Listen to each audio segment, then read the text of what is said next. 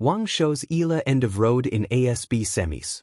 Auckland, top-seeded Alina Svitolina will play in the final of the WTA Tour's ASB Classic for the second time after turning back American teenager Iva Jovic 7-6, 5, 6-2 on Saturday. The 13th-ranked Svitolina also reached the final in 2024 when she lost to American Coco Gauff. This time, Svitolina will be shooting to win the title over 7th-seeded Wang Xinyu of China, who beat 4th-ranked Alex Eala of the Philippines 5-7, 7-5, 6-4 in the other semifinal.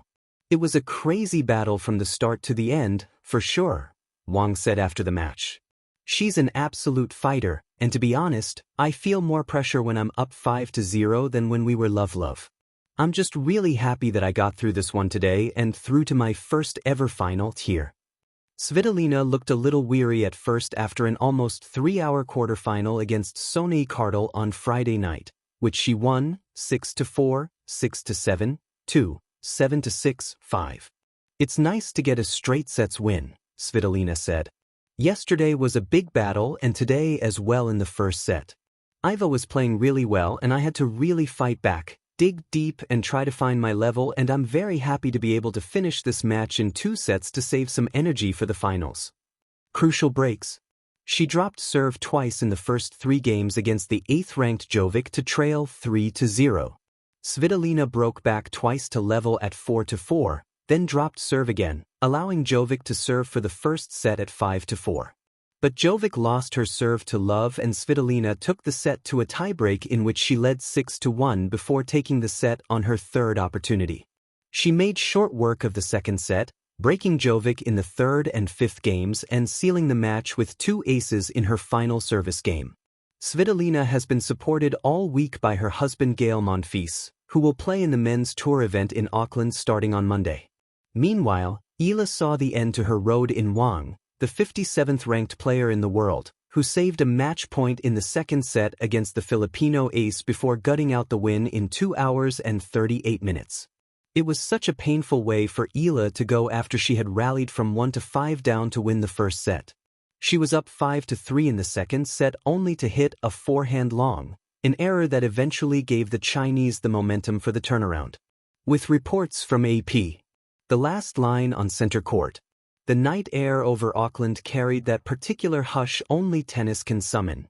The kind that settles between breaths, between points, between the hope of what might happen and the certainty that something must end." Under the lights of the ASB Classic semifinals, 2 paths converged on center court, but only one would continue forward. For Alexandra Eala, the court had been a place of becoming. For Wang, it was a place of remembering. From the first bounce of the ball, the difference was not in talent but in gravity. Eala arrived buoyed by momentum, her racket swinging freely, her belief still light enough to float. Wang arrived heavier, not burdened but anchored, carrying the quiet authority of someone who has walked this stretch of road before and knows exactly where it narrows. The rallies began politely, almost gently, as if the match itself was feeling its way into the moment. Eala moved with the elasticity of youth, chasing down shots that should have been winners, turning defense into daring. The crowd leaned forward every time she flicked a passing shot down the line, every time she refused to accept the end of a point that had already been written. But Wang did not argue with chaos. She edited it. Her game was not loud. There were no theatrical gestures, no declarations.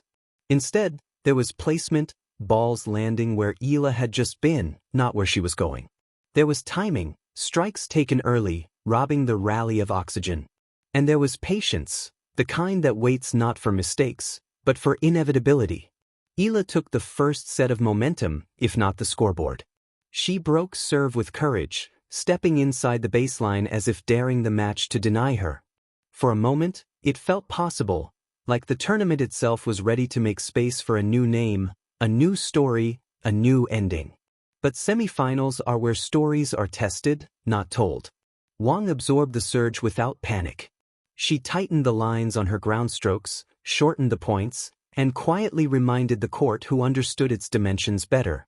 When she broke back, there was no celebration, only a nod as if checking something off a list written long ago.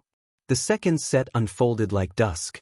Gradually, unmistakably, the light shifted. Eala still fought. She always fought. She chased drop shots that seemed designed to humiliate distance itself. She cracked forehands that kissed the baseline with defiance. But now, each point demanded more legs, more lungs, more belief. And Wang kept asking the same question again and again. Can you do it one more time? Eventually the answer softened. The rallies grew shorter. The errors crept in, not from fear, but from fatigue. Wang's serve became a metronome, steady and unforgiving, while Eala's returns began to land inches too long, inches too wide, inches away from continuing the dream. When match point arrived, it did not announce itself with drama. There was no extended rally, no desperate scramble.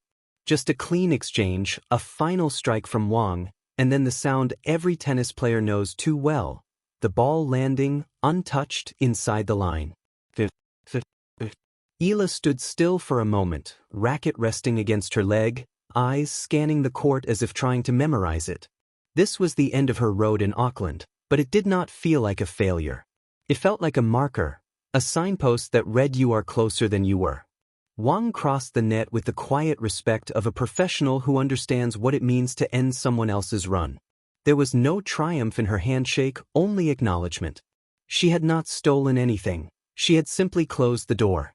As Eala walked off, the applause followed her, not the polite kind reserved for the defeated, but something warmer, something grateful.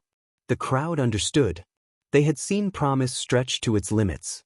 They had seen a player learn, in real time, what separates a breakthrough from a final step. And Wang? She remained on the court just long enough to sign her name on the night. Another final awaited her, another challenge, another chapter. But this semifinal would be remembered not for spectacle, but for clarity, for the way experience met ambition and gently, firmly, showed it where the road ended. For now. Because tennis, like time, always curves back.